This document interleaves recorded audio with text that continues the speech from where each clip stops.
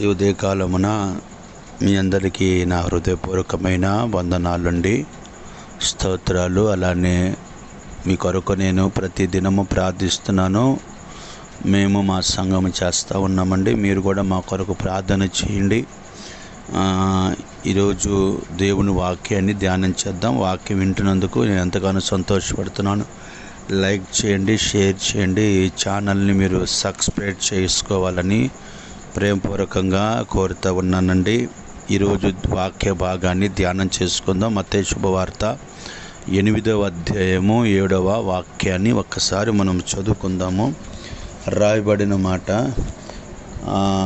చాలా జాగ్రత్తగా మనము ఆ మాటని శ్రద్ధగా విందామండి.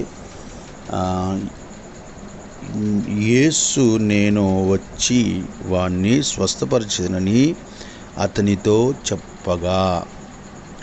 చూడండి, ఈ వాక్య భాగాన్ని గమనిస్తే యేసు ప్రభువట ఆయనే బయలుదేరి ఎవరైతే అనారోగ్యంతో ఉన్నారో వారిని ఆయన స్వస్థపరుస్తానని చెప్పాడట. స్వస్థత ఈ రోజున ప్రపంచంలో ఉన్న కోట్ల మందికి అనారోగ్యము, విపరీతమైన వ్యాధులతో బాధపడుతూ ఉన్నారు.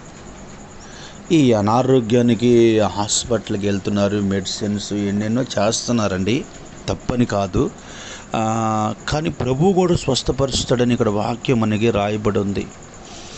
ఎప్పుడు ప్రభు మనకి స్వస్థత పరుస్తాడు అని మనం గమనిస్తే ఇక్కడ రాయబడిన మాట ఏంటంటే ఆయన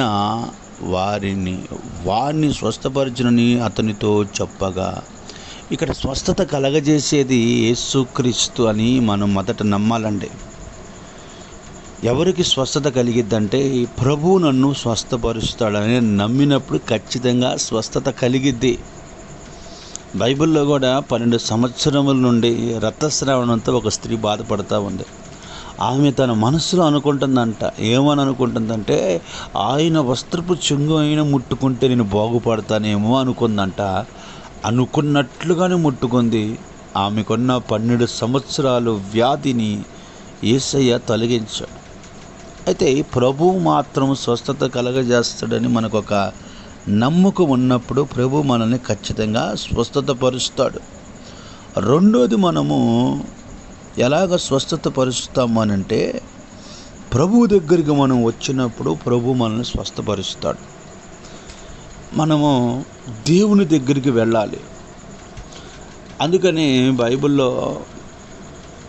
ఒక కుష్ఠరోగి వచ్చి ప్రభుతో అంటాడు, ప్రభువా నీకు ఇష్టమైతే నన్ను శుద్ధినిగా చెయ్యని అడుగుతాడు. అంటే ఈ కుష్ఠవ్యాధి కలిగిన వ్యక్తి ప్రభు దగ్గరికి వచ్చాడు. ఈ రోజున చాలామంది దేవుని దగ్గరికి వస్తున్నా వారి మనసులు దేవునికి దగ్గర అప్పచెప్పలేకపోతున్నారు. మీకు స్వస్థత కావాలనుకుంటే మీరు యేసే దగ్గరికి రండి. అప్పుడు ప్రభు వాడిని నాకు ఇష్టమే నేను ముట్టుటకు అన్నాడు. అతన్ని స్వస్థతపరిచాడు. ప్రభు దగ్గరికి వెళ్ళాలి. మూడోది ఏంటంటే మనలో విశ్వాసం ఉండాలి, నమ్మకం ఉండాలి. ప్రభు దగ్గరికి రావాలి. మూడోది విశ్వాసం ఉండాలి. విశ్వాసంగా ఉంటే ఖచ్చితంగా దేవుడు మనల్ని స్వస్థత పరుస్తాడు. అందుకని ఒక స్త్రీతో అంటాడు ప్రభు, నీ విశ్వాసమే నిన్ను స్వస్థత పరిచింది అంటాడు. ఎవరైతే ప్రభు యందు విశ్వాసం ఉంచుతారో వారికి ఖచ్చితంగా స్వస్థత కలిగిద్దండి.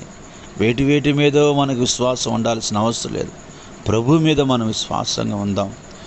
ఆ శతాధిపతి దాసుని యేసు ప్రభు మాటతోనే అతనికి స్వస్థత కలగజేశాడు. అతని కుటుంబంలో సంపూర్ణమైన ఆరోగ్యాన్ని ప్రభు ఇచ్చాడు. ఈరోజు నీవు కూడా ఆ పనులు చేయండి. అలాగా ఆ 3 కార్యక్రమాల్లో మీరు పాలుభాగస్తులు అవ్వండి. ఖచ్చితంగా దేవుడు మిమ్మల్ని మీ కుటుంబాలను స్వస్థపరుస్తాడు. ప్రార్థన. పరిశుద్ధుడైన తండ్రి, నీకు స్తోత్రాలు. నీ బిడ్డలు నాయన మొదట నిన్ను నమ్మాలి అయ్యా, నీ యందు విశ్వాసం ఉంచాలి ప్రభా. అలానే నాయన ఇదిగో ప్రభు నీ దగ్గరికి రావాలని మాట్లాడావు. అటువంటి అద్భుతాలు, ఆశ్చర్యమైన కార్యములు వారికి కలుగజేసి వారిని స్వస్థపరచమని, ఈ వాక్యంలో ఈ వాక్యాన్ని వింటున్న ప్రతి ఒక్కరికి మీరు అద్భుతాలు జరిగించమని